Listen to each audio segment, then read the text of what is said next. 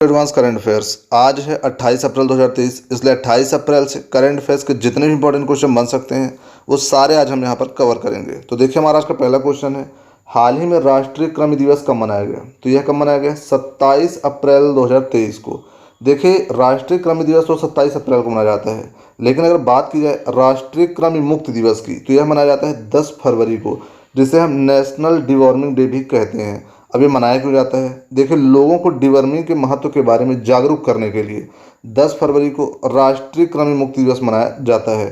खासकर 1 से 19 वर्ष की आयु के बच्चों के लिए जो सबसे कमज़ोर हैं। इस दिवस की शुरुआत स्वास्थ्य और परिवार कल्याण मंत्रालय द्वारा वर्ष 2015 में की गई थी। देखिए, अब राष्ट्रीय कृमि दिवस कब मनाया गया है? 27 अप्रैल। तो अप्रैल के महीने में जितने भी इंपॉर्टेंट डेज अभी तक मनाए गए हैं वो सारे हम एक बार रिवीजन करेंगे। 1 अप्रैल को आरबीआई का स्थापना दिवस और उत्कल दिवस या उड़ीसा दिवस मनाया गया। 2 अप्रैल को विश्व ऑटिज्म जागरूकता दिवस मनाया गया। 4 अप्रैल को अंतर्राष्ट्रीय खान जागरूकता दिवस मनाया गया। 5 अप्रैल को अंतर्राष्ट्रीय समुद्री दिवस और अंतर्राष्ट्रीय विवेक दिवस मनाया गया। 6 अप्रैल को विकास और शांति के लिए अंतर्राष्ट्रीय खेल दिवस मनाया गया। 7 अप्रैल को विश्व स्वास्थ्य दिवस मनाया गया। 10 अप्रैल को विश्व होम्योपैथी दिवस मनाया गया। 11 अप्रैल को राष्ट्रीय सुरक्षित मातृत्व दिवस और विश्व पार्किंसन डे मनाया गया। 12 अप्रैल को मानव अंतरिक्ष उड़ान का अंतर्राष्ट्रीय दिवस मनाया गया। 14 अप्रैल को विश्व चगास रोग दिवस मनाया गया। 15 अप्रैल को विश्व कला दिवस मनाया गया। 16 अप्रैल को हाथी बचाओ दिवस मनाया गया। 17 अप्रैल को विश्व हीमोफीलिया दिवस मनाया गया। 18 अप्रैल को विश्व विरासत दिवस मनाया गया। 19 अप्रैल को विश्व लीवर दिवस मनाया गया। 20 अप्रैल को चीनी भाषा दिवस मनाया गया और 21 अप्रैल को राष्ट्रीय सिविल सेवा दिवस मनाया गया। तो इतने डेज आपको अप्रैल महीने से याद रखने हैं। हमारा नेक्स्ट क्वेश्चन है, हाल ही में G20 अध्यक्षता के तहत Y20 समिट कहाँ शुरू हुआ है? तो यह कहाँ शुरू हुआ है? लद्दाख में। लद्दाख में अभी G20 की अध्यक्षता के तहत Y20 समिट शुरू किया गया है। नेक्स्ट क्वेश्चन है, हाल ही में किस राज्य के मुख्यमंत्री ने 5T स्कूल ट्रांसफॉर्मेशन के तीसरे चरण की शुरुआत की है? तो कहाँ की है? उड़ीसा में। उड़ीसा के मुख्यमंत्री ने की है। अब उड़ीसा के मुख्यमंत्री कौन है? नवीन पटनायक। देखिए, उड़ीसा के मुख्यमंत्री नवीन पटनायक के नेतृत्व में उड़ीसा में शिक्षा के क्षेत्र में जारी बदलाव की प्रक्रिया को सभी पहचानने लगे हैं। यह सिर्फ शिक्षण प्रक्रिया को व्यवस्थित करने और स्कूलों के बुनियादी ढांचे को विकसित करने की एक पहल नहीं है, बल्कि प्रत्येक व्यक्ति में इसे प्रतिबिंबित करने की एक पूजनीय कोशिश भी है। प्रयास यह है कि स्टूडेंट में छिपी हुई प्रतिभा को बाहर लाकर और उन्हें एक ऐसा माहौल दें जिससे उनकी दक्षता विकसित हो, जिससे उन्हें खुद से ज़्यादा लाभ उठाने में मदद मिल सके। अब यह कहाँ मनाया गया? उड़ीसा में। तो उड़ीसा से अभी तक जितने भी इंपॉर्टेंट करंट अफेयर्स वो हम एक बार देख लेते हैं।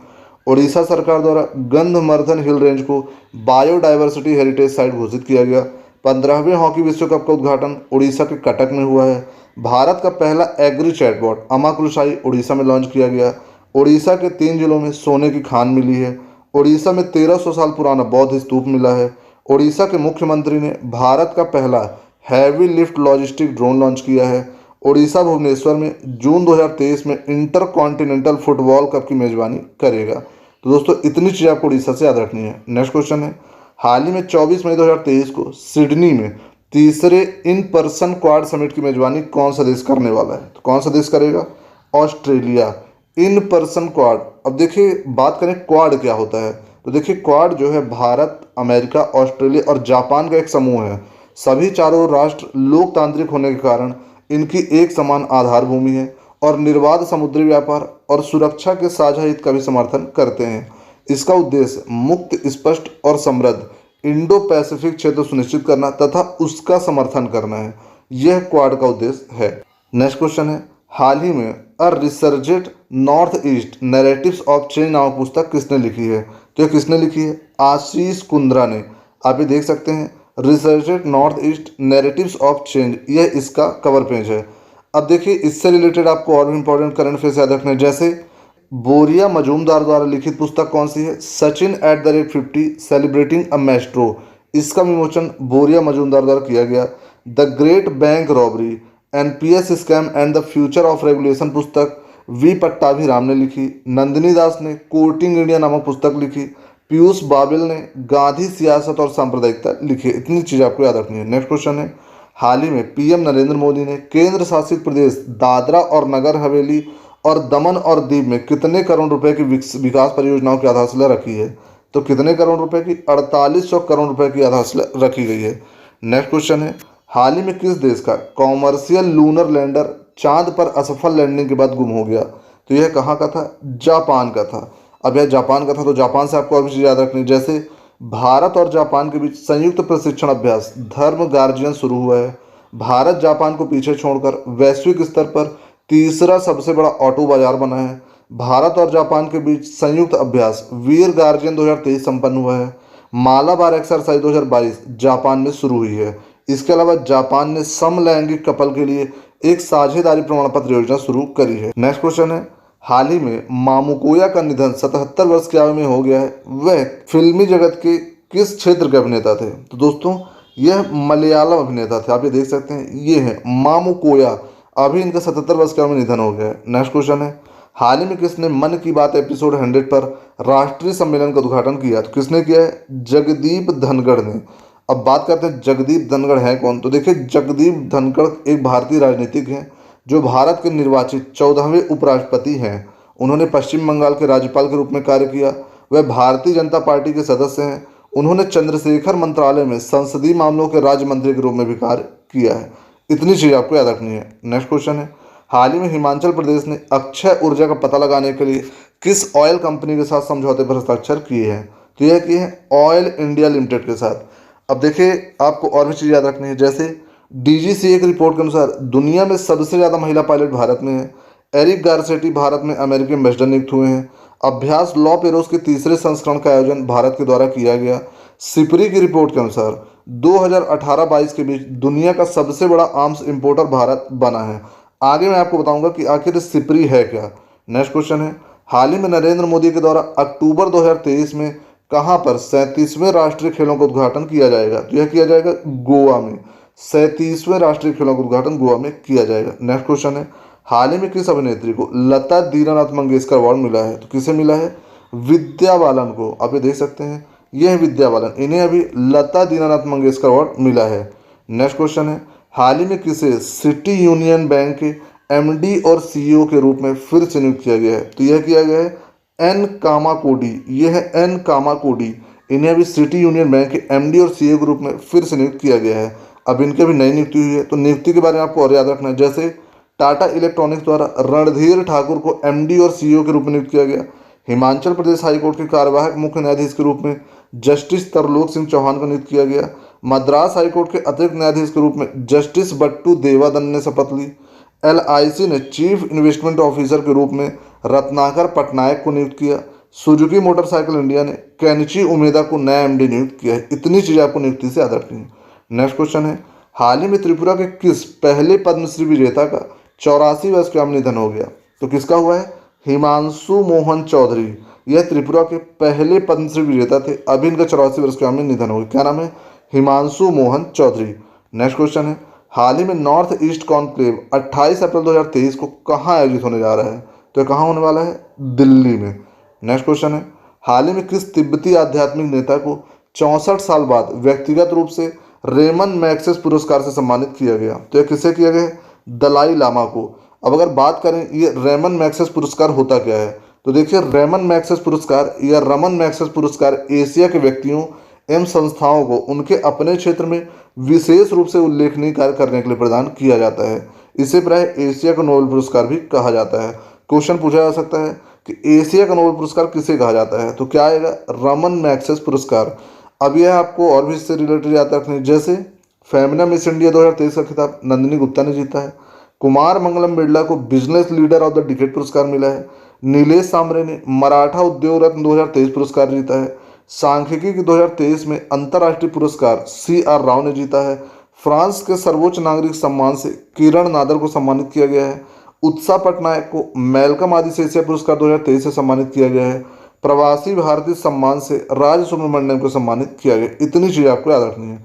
नेक्स्ट क्वेश्चन है, हाल ही में 15 जुलाई 2023 को जारी की जा रही पुस्तक स्मोक एंड एसेस नामक पुस्तक के लेखक कौन है? तो कौन है? अमिताभ घोष। क्या नाम पुस्तक का? Smoke and ashes. आप इसका कवर पेज देख सकते हैं। नेक्स्ट क्वेश्चन है, हाल ही में विश्व व्यापार केंद्र दुबई की किस प्रदर्शनी में भारत मंडप का उद्घाटन किया गया? तो किस प्रदर्शनी में किया गया है? वैश्विक शिक्षा और प्रशिक्षण प्रदर्शनी में। क्या है? वैश्विक शिक्षा और प्रशिक्षण प्रदर्शनी। अब ये दुबई में आयोजित हुई थी, जिसमें भारत मंडप का उद्घाटन किया गया। नेक्स्ट क्वेश्चन है, हाल ही में किसने association of asset reconstruction companies के सीईओ के रूप में कार्यभार संभाला? किसने संभाला है? हरिहर मिश्रा ने। इन्होंने अभी association of asset reconstruction companies के सीईओ के रूप में पद ग्रहण किया है। नेक्स्ट क्वेश्चन है, हाल ही में रेल विकास निगम लिमिटेड को श्रेणी प्रथम मिनी रत्न से केंद्रीय सार्वजनिक क्षेत्र के उद्यमों की किस श्रेणी में पदोन्नत किया गया है? तो इन्हें मिनी रत्न से नवरत्न में ले आया गया है। अब बात करते हैं कि आखिर ये है क्या, नवरत्न और मिनी रत्न, इसमें अंतर क्या है? देखिए, किसी कंपनी को नवरत्न कंपनी का दर्जा तभी मिलता है जब वह पहले से ही मिनी रत्न कंपनी की कैटेगरी फर्स्ट में रजिस्टर्ड हो और उसने पिछले 5 सालों में या 3 साल उत्कृष्ट या बहुत अच्छी की रेटिंग हासिल करी हो। तो अभी रेलवे विकास निगम लिमिटेड ने प्रथम श्रेणी मिनी रत्न से नवरत्न में पद हासिल कर लिया है। नेक्स्ट क्वेश्चन है, हाल ही में उड़ीसा फुटबॉल क्लब ने किस फुटबॉल क्लब को हराकर हीरो सुपर कप जीता है? तो किसे हराया है?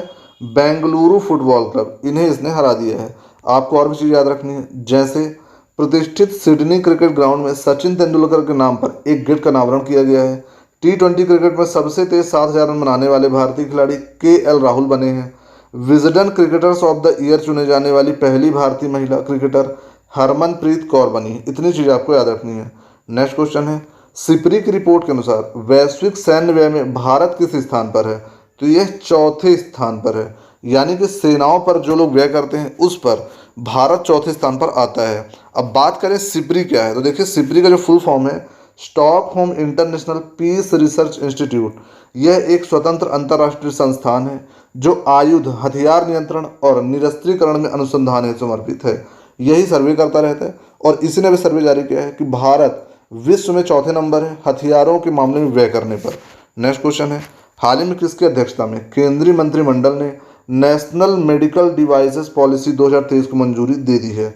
तो किसने दी है? प्रधानमंत्री नरेंद्र मोदी की अध्यक्षता में केंद्रीय मंत्रिमंडल ने दी है। अब देखिए, नेशनल मेडिकल डिवाइसेस पॉलिसी 2023 का जो उद्देश्य है, मेडिकल डिवाइस सेक्टर को रोगियों की बढ़ती स्वास्थ्य संबंधी जरूरतों को पूरा करने के लिए रोगी केंद्रित दृष्टिकोण के साथ विकास के त्वरित पथ पर लाना है।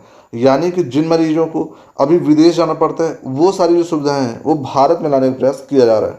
नेक्स्ट क्वेश्चन है, हाल ही में किस अमेरिकी राज्य ने दिवाली को आधिकारिक अवकाश घोषित किया है? तो यह किया है अमेरिका के पेंसिल्वेनिया राज्य ने। इसने भी दिवाली को आधिकारिक अवकाश घोषित कर दिया है।